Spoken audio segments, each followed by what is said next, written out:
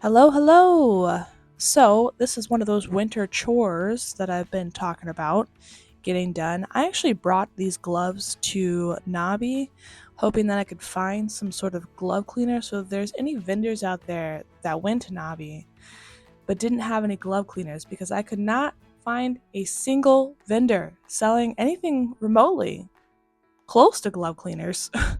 This might be a need that you could fill. I'm just letting you know. Here's some close-up shots of these gorgeous caked on propolis gloves. That white stuff is actually some of the feed, the Hive Alive fondant that got stuck on my gloves along with the propolis. But these gloves desperately need some cleaning, as you can see. I decided to go ahead and follow the Fred Dunn method of how he cleaned his gloves. He has a video on his channel, which was my inspiration for going ahead and trying this method. You can see how stiff these gloves are. Like, it's just like it doesn't bend very well, and it kind of hurts your fingers when you try and close your hands because it's so stiff. These are the tools I've decided to use. As you can see, here's a close-up shot of my husband's toothbrush that I decided he needed to replace anyways. So we're going to use his old toothbrush. This Bic for leather conditioner. I'm showing some of the back of it, some of the directions, ingredients. It does say do not use on distressed leather, and clearly these are distressed. But I'm going to do what I have to do. And just cleaning it off with some Dawn dish soap.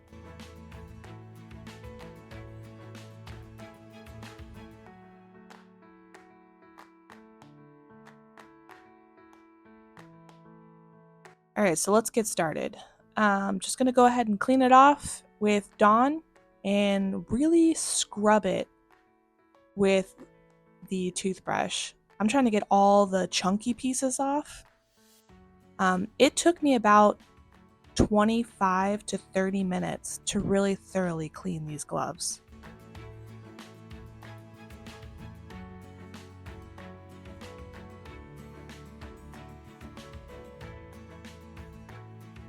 Here's a washed and unwashed glove, so you can definitely see the difference. The toothbrush just wasn't doing it in a lot of the spaces where the propolis was really caked on. I actually had to use my fingernails to pick some of the chunks off.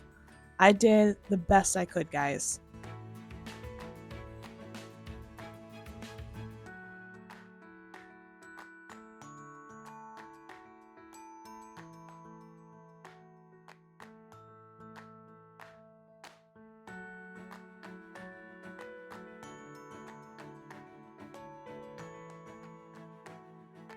Alright, I wrung them out, and now this is what they look like.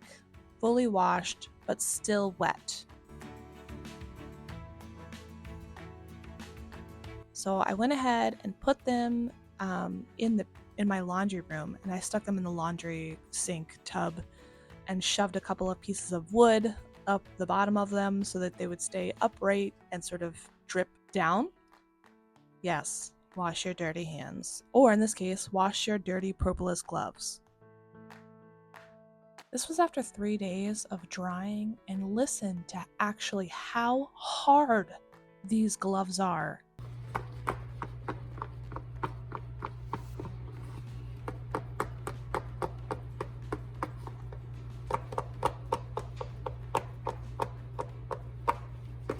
These gloves were dry. They were so dry and stiff after washing. It was pretty wild, and they actually didn't look as clean as I thought they would after drying. I felt like, I don't know, I felt like they looked cleaner when they were like still damp. But once the glove dried, it was just really stiff. So it desperately needed some of this Bic for leather conditioner to really revitalize it.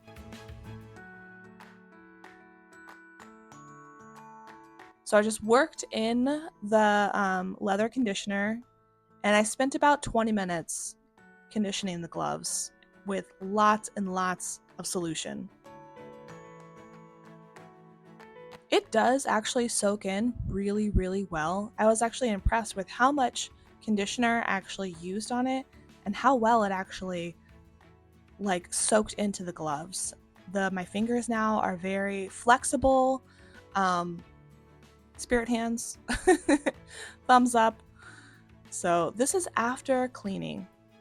Here's some close-up shots of what it looks like now after getting most of the propolis off. It's as best as I could get it, and I really scrubbed with that toothbrush. And this is as much as I could get off. I'm just trying to make these gloves last a little bit longer through my bee season. Here's a before. As you can see, it was very caked on, very thick, very sticky. My fingers were literally sticking together. And this is kind of the after. You can definitely see how flexible the fingers are now. They're not stiff. There's no more of that like banging, stiff, dry gloves on the countertop any longer. Fred, thank you so much for your helpful videos. I hope this helps somebody else. Thanks for watching.